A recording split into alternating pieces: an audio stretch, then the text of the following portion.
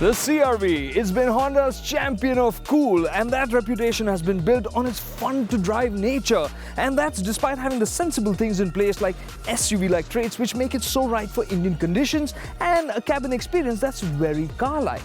And now with the 5th generation CR-V, Honda is promising to appeal to those who think with their heads even more by offering 7 seats and a diesel engine.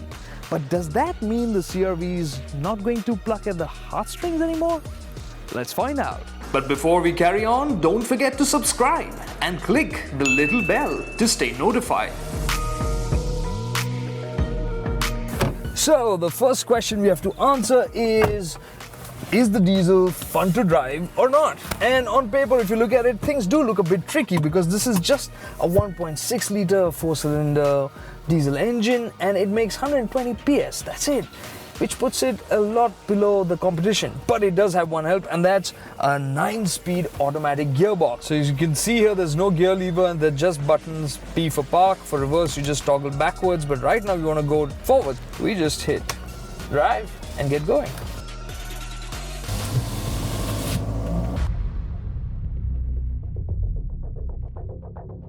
And just so that you know, this gear shift mechanism, it's available only with the diesel engine. It's not that they couldn't do it with the petrol, they chose to do it for the diesel only. It isn't about skimping because this 9-speed ZF gearbox is related to the one used on the Range Rover Evoque and Land Rover Discovery Sport. Now the gearbox by default seems to prefer the commuter mode, which is smooth shifts. It's quick enough for that, but it's when you want to get a move on, you'll find that you end up waiting a bit for the shifts. But you do have a sport mode which keeps a lower gear engaged so that you can get the drive that you want. And then of course you have the paddles to take things in your control.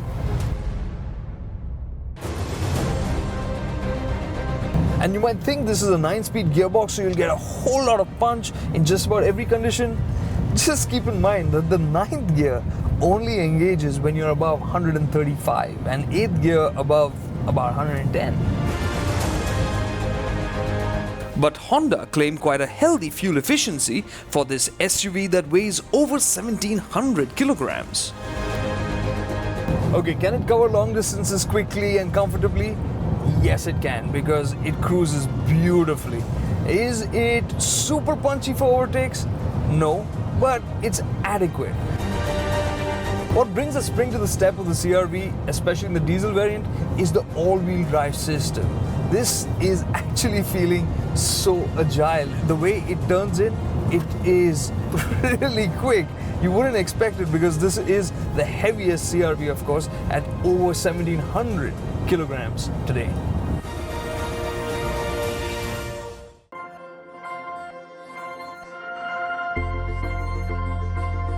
You enjoy the all-wheel drive system that much more because the driver's 7-inch digital display shows you the torque split in real time between the two axles. So every time you tap the throttle, you can see how much torque is going where. Now the other thing that makes the CR-V so nice to drive is the steering. They've got this dual pinion setup, it's quite high-tech and it gives you feel and responsiveness that you'd want when you're steering it through a set of corners. I don't know if I said this clearly enough. The diesel all-wheel drive, the way it handles a set of corners, it's a thing of beauty. It's everything you'd want from a CR-V. The CR-V is going big on features and dimensions. It has grown bigger in just about every way, so that it could include a 3rd row of seats. Now, even though the CR-V is longer, keep in mind that it has a much longer wheelbase and that gives it a strong footprint. Along with that, it also gets 18-inch rims and wider rubber. That's what adds to its sense of confidence while giving you more comfort too. The suspension really works well for our conditions.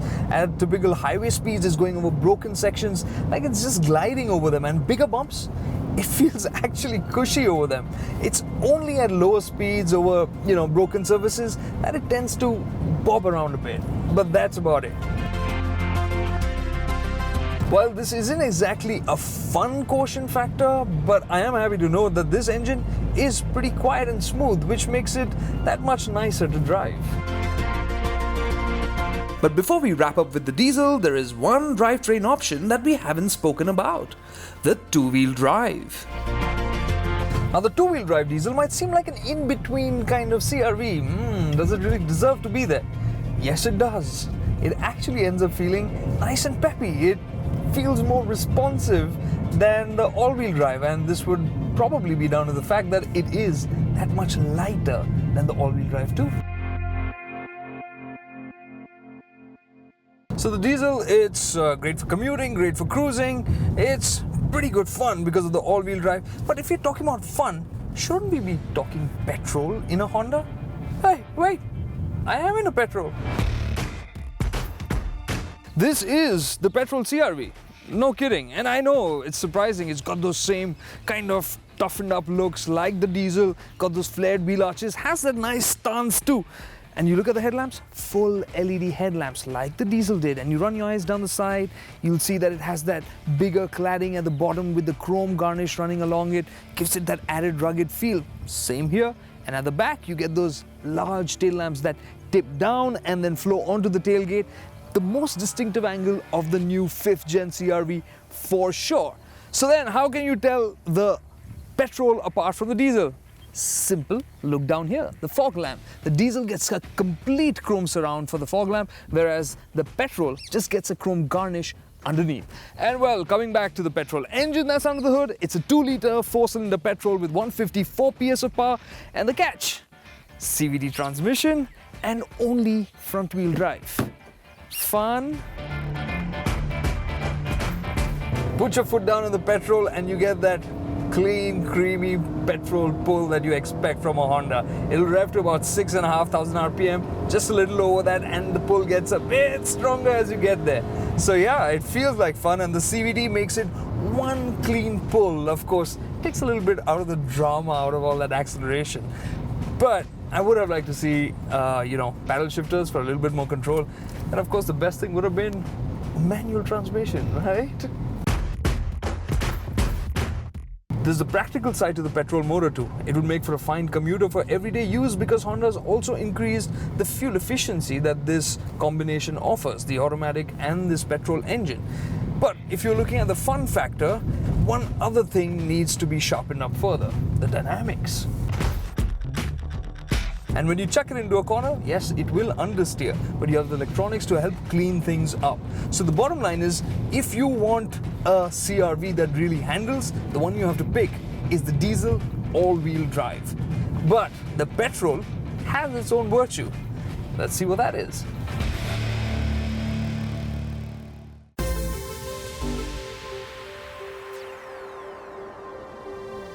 Well, the surprising reason why you'd want to take a closer look at the petrol CRV is if you plan to spend time in the back seat and you're tall, because just look at it here, the amount of knee room on offer, and that's because the seats are locked all the way back. They don't slide front and back, and of course you could do with a bit more under thigh here. But the reason why this is the better one if you're a taller occupant is because of the headroom. You have more headroom on offer here because there is no aircon system mounted on the roof for the third row of seats like on the diesel. You can see the difference, right? Well, here I am in the diesel and this is the middle row, and the difference is quite obvious. You do still get a lot of the legroom and a sliding middle row here to move it front or back. But if you're a taller passenger, keep in mind, picking the diesel means you really value the third row, right? And that is best reserved for kids.